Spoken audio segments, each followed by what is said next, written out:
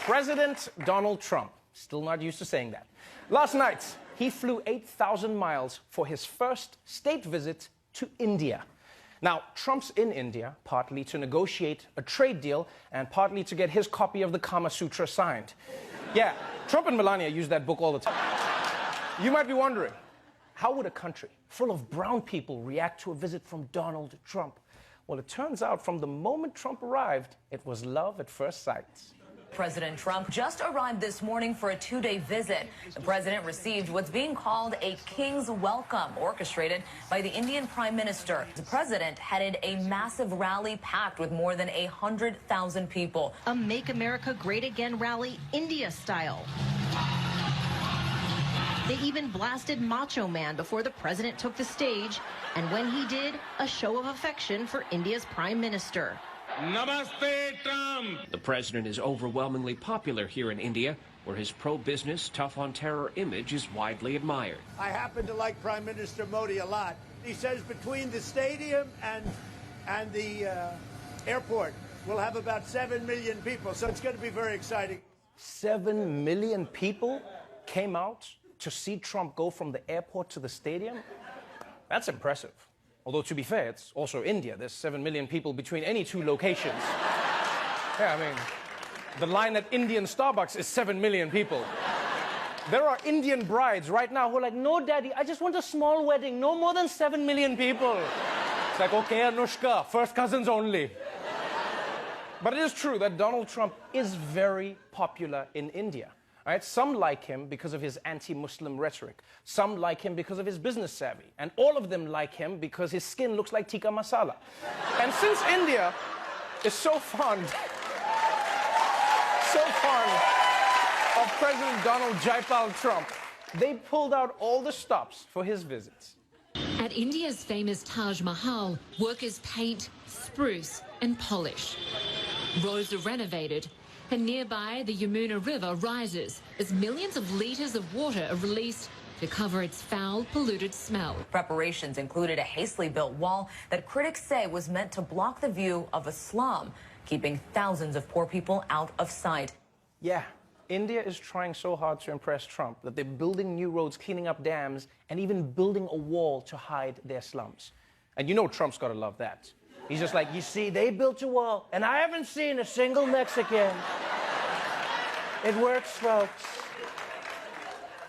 Now, India cleaning its rivers and streets for Trump might seem extreme, but if you think about it, this is basically what guys do whenever a girl says she's coming over, right? Yeah, you make the bed, pick up your clothes, hide all your junk in the closet, then she calls and says she can't make it, and you're like, damn it, so I flushed the toilet for nothing? So clearly, India is trying to give Trump a memorable experience. There was, however, one tiny culture clash that Trump had to deal with.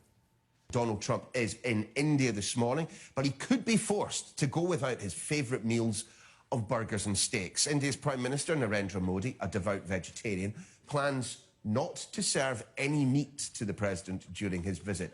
One person who's familiar with President Trump's eating habits has told the media they're worried about how he'll cope with the lack of meat, saying, "I have never seen him eat a vegetable." I honestly don't know what's stranger. The fact that Trump might eat vegetables, or that people are actually worried about how it will go. Because you realize the news wasn't even snarky about it. They weren't like, ha, the president has to eat vegetables. They were like, yo, if Donald Trump eats broccoli, he could die. So this is going to be hard on Trump. And you know what I was thinking is what's worse for him? Is that cows are so sacred in India that they're allowed to just wander around in the city. So can you imagine how hard that's going to be for him? He hasn't eaten beef for 2 days, and then he's just going to start seeing cows in the streets, and he's going to be like, oh my God, I'm hallucinating. All the cows I've eaten have come back to haunt me. I'm sorry, cows. I'm so sorry. So sorry. But I will say I'm impressed because despite the beef issue, Trump is making the best of his India trip. In fact, he even made an effort to show the Indian people how much he respects them by trying to speak their language. And it went about as well as you would think. India welcomes us at the world's largest cricket stadium right here in Ahmedabad. Namaste, Chiwala, Gujarat, Sardar Patel, Ashram, Sachin Tendulkar, Gujarat, Goa, Diwali. As the great religious teacher Swami Vivekanand once said.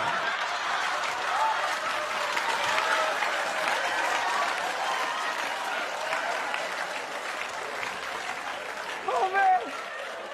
Oh, even if that pronunciation was right, that facial expression was so wrong.